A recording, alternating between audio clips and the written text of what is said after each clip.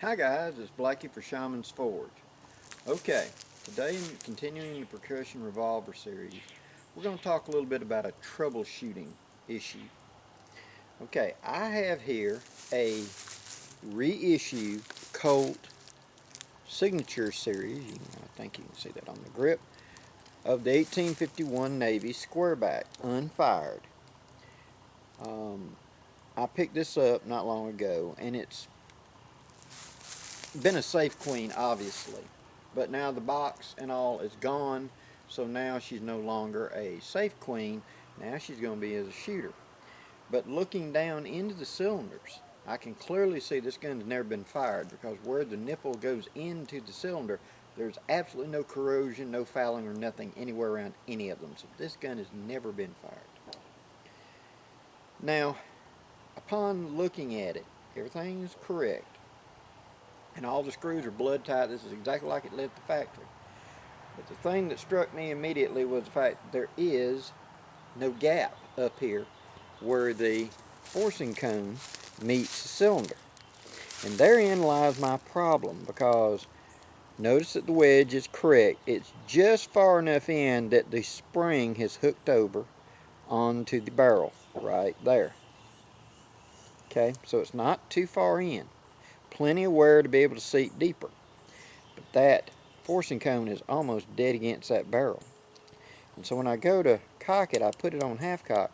It can rotate, and then right there, it just stops. You hit, and you have to force it past it. And then it'll rotate, and then it hits, and you got to force it past it. Now, what's happening is, and you can see it's just starting to scratch the bluing, the cylinder is slightly uneven because the barrel is being held in a fixed location, and so is the frame. So the moving component here is the cylinder.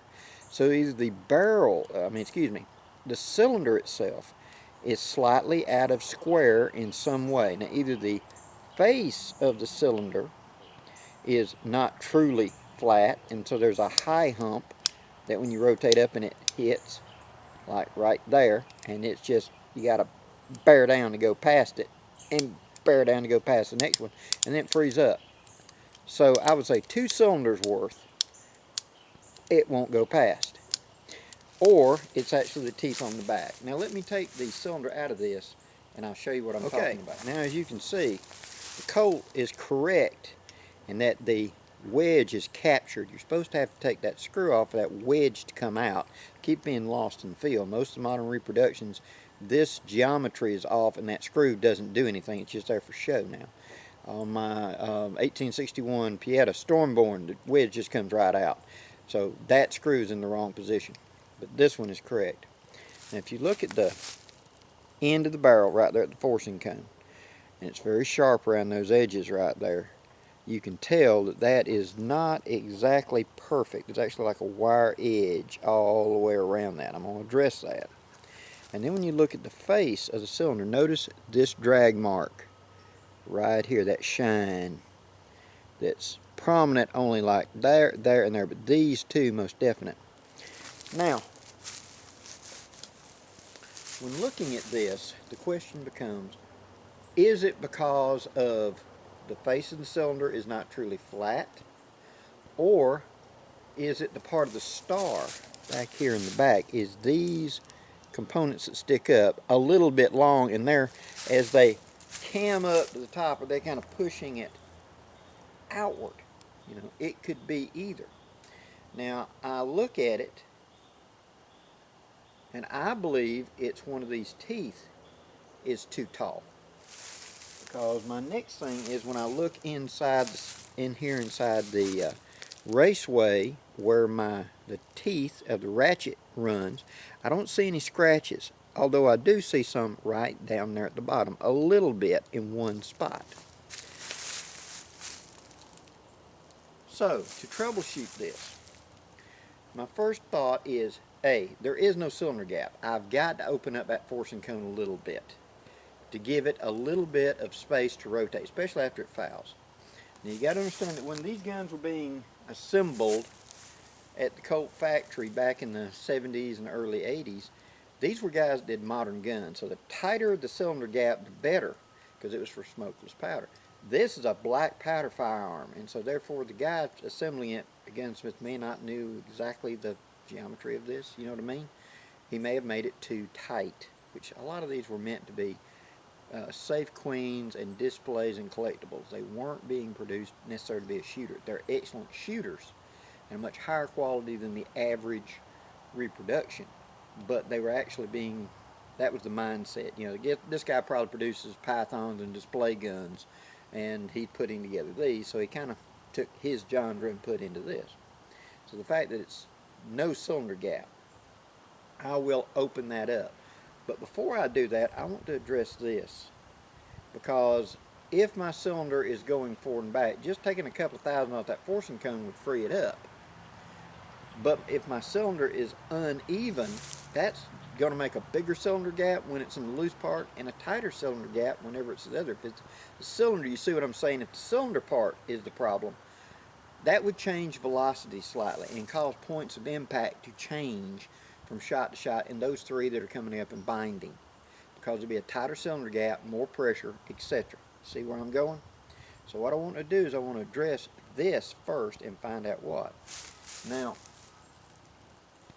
since it's clear that that scratch is between these right here, that's the high spot. Looking directly back, I'm betting that tooth right there. Now I can flatten that off with a file, just a couple of thousandths, and it's not going to hurt anything because the hand comes up and hooks it and rotates it. Okay? I'm not going to change timing a lot because I'm not going to reduce a lot of metal. I'm just taking, like, see if there's a burr there. You know what I'm saying? And as I run my finger over it, it does feel like it's a little bit of a burr. And that burr is probably what's dragging and pushing it forward into it. So I'm going to take my needle file. I'm going to just dress over it a couple of thousandths, put the gun back together and rotate it. I want it to freely rotate before I go anywhere else. Okay? I should be able to put it on half cock and turn the cylinder and easily rotate. Like, you know, just take your finger and rotate. You ain't got to grab it and rotate it. If you have a gun that's dragging, that's a common term for this, dragging, then every time I go to cock the gun, I'm putting wear and tear on all the internal focus because they're having to shove it over. Instead of it just moving out of the way as this mechanical device goes, the hand is actually having to grab it and put. There's a lot of pressure. And this mechanical pressure will bend parts. It will wear things faster. So I want to eliminate that friction. I want it to be nice and smooth. So I'm going to address this. If that's not the problem, if it's not back here, well, since I've got that mark, what if I just take 1 or 2 thousandths off of the front of the cylinder? We're not talking big money here, guys. Just a few thousandths. Fine sandpaper on a flat paddle going across that, like wrapped around a file, at that part of the cylinder, just a couple of thousandths, so it freely rotates. Now once I've got it freely rotating and all that, then I'm going to address this cylinder gap, and we'll deal with that in another video. But the object of the game here is make sure that everything functions as it should. Even though this is a pedigreed, you know, the best of the best type deal, it's an actual Colt. Life happens. And so these guns were produced with extremely high quality fit and finish. But at the same time, things happen. And as you can see with mine, right there, it's just locked over. So that should be it. And I got to force it past it. So it's definitely not the barrel, not the wedge. It's definitely that gap. And there's virtually no gap. When I turn it up there and look at it at strong light, I can't even see the light past that, which means that forcing cone is riding on the cylinder. I need to open that up a couple thousandths. We'll deal with that next time.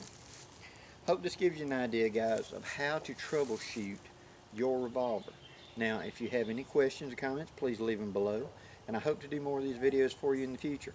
Till next time, I'm Blackie for Shaman's Forge, wishing you safe journeys. Have a great day, guys.